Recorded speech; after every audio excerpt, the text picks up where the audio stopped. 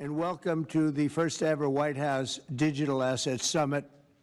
I know that many of you have been fighting for years for this, and it's an honor to be with you at the White House. I want to thank the White House AI and crypto czar David Sachs, Treasury Secretary. This is David right here, in case you don't know. You know David. And a man who's doing a great job as Secretary of Treasury, Scott Bessent, who's right here. Scott, thank you very much. Commerce Secretary Howard Lutnick, wherever you may be, Howard. Hi, Howard.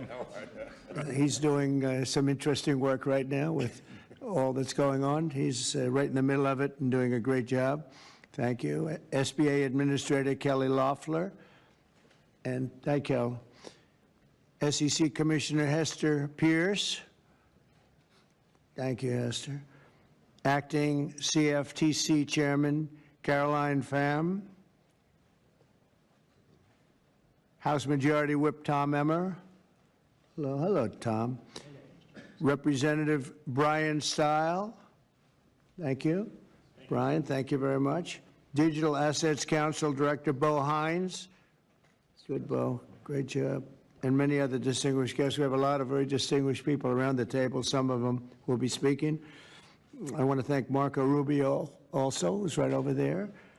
And we have tremendous people very interested in this subject. And last year I promised to make America the Bitcoin superpower of the world and the crypto capital of the planet. And we're taking historic action to deliver on that promise, as you know, around the table.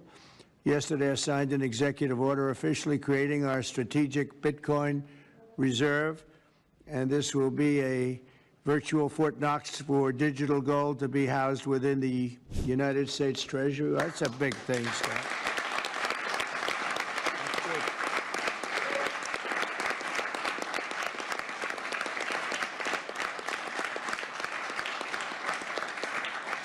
The federal government is already among the largest holders of Bitcoin, as you know, really one of the largest holders in the world, with as many as 200,000 Bitcoin obtained via civil law and various other forms of law, and including enforcement actions.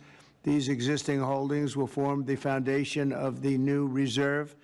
Unfortunately, in recent years, the U.S. government has foolishly sold tens of thousands of additional Bitcoin that were worth billions and billions of dollars had they not sold them, but they did sell them, mostly during the Biden administration. Not a good thing to have done. From this day on, America will follow the rule that every Bitcoin knows very well: never sell your Bitcoin. That's a little phrase that they have. I don't know if that's right or not. Who the hell knows, right? At the first ever White House Crypto Summit, Trump, once a crypto-skeptic, now stands as a fervent supporter of digital assets, receiving praise from industry leaders such as Cameron Winklevoss of the Gemini exchange. The summit, which gathered crypto executives, cabinet members, and lawmakers, marked a significant shift in the U.S. approach to digital currencies, with Trump signing an executive order to create a strategic Bitcoin reserve. Welcome back to Investocracy Crypto.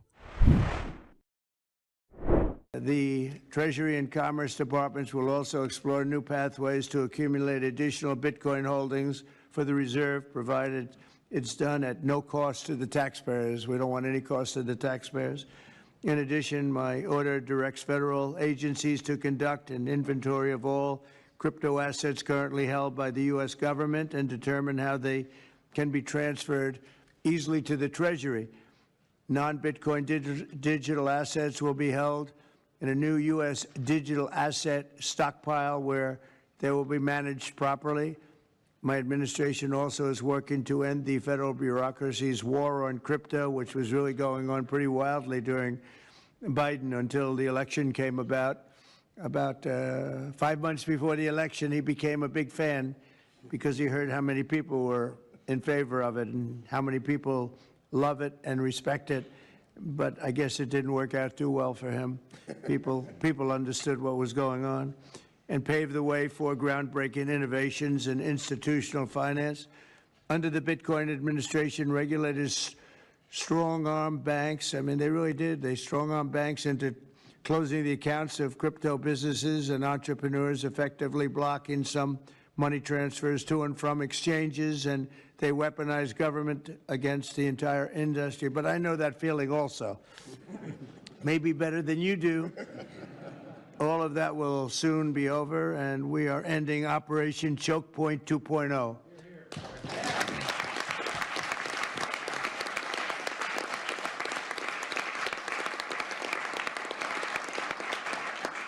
Now, some people really suffered. It was ridiculous what they were doing, but in the end, they came around, but they came around for the wrong reasons. They came around only because they wanted votes, and they saw that tens of millions of people were against them because of what they were doing.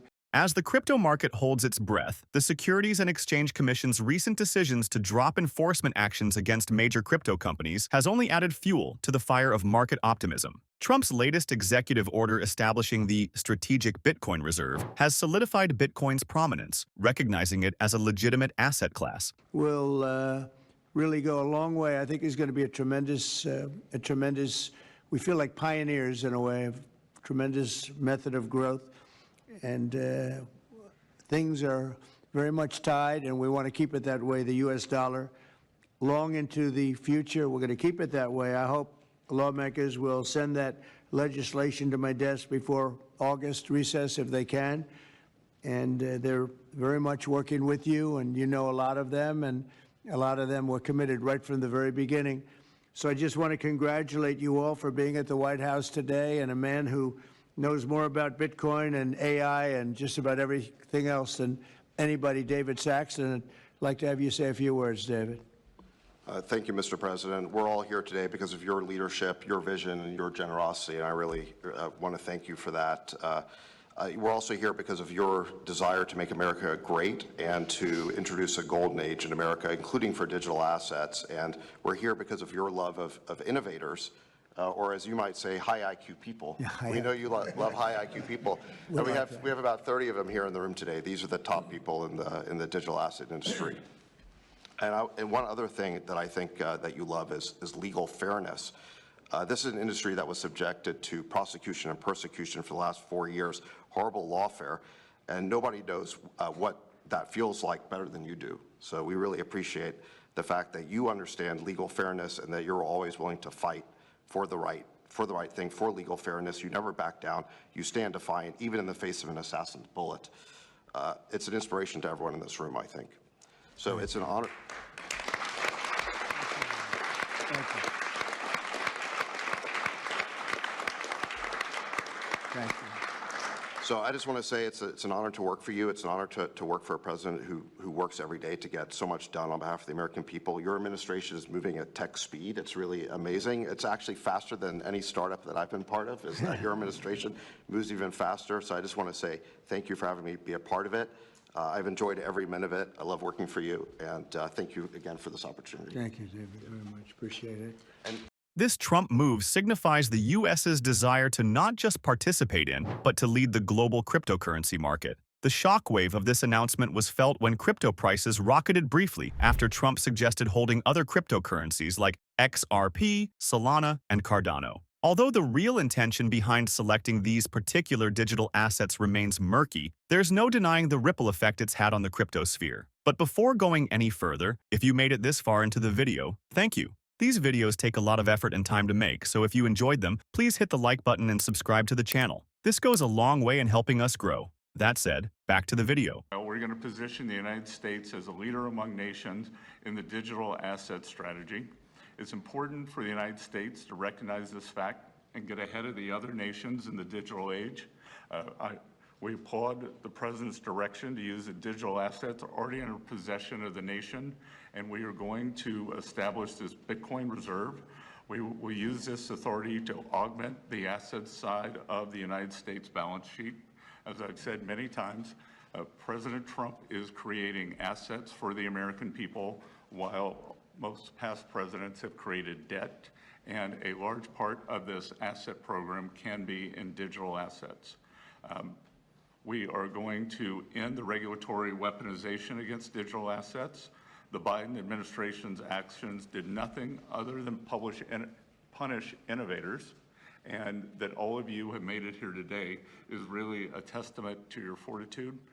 Much of Treasury's responsibility in this order relates to the tax code and determinations around risk weightings, and I'm here to assure you that we are going to work with the Controller of the Currency, the IRS, and we're going to rescind and amend all applicable previous guidance. And we are going to put a lot of thought into the stablecoin regime, and as President Trump has directed, we are going to keep the U.S. the dominant reserve currency in the world, and we will use stablecoins to do that. President Trump's administration brings a bold vision to the crypto landscape that might make even the most cautious investor ponder their next move. With Bitcoin's status boosted and the pathway to regulatory clarity being paved, now could be an opportune moment to reassess investment strategies concerning digital assets. But what do you think? Share your thoughts. And finally, if you would like to know more about cryptocurrencies or specifically Bitcoin, go ahead and click on the next video on your screen. See you there.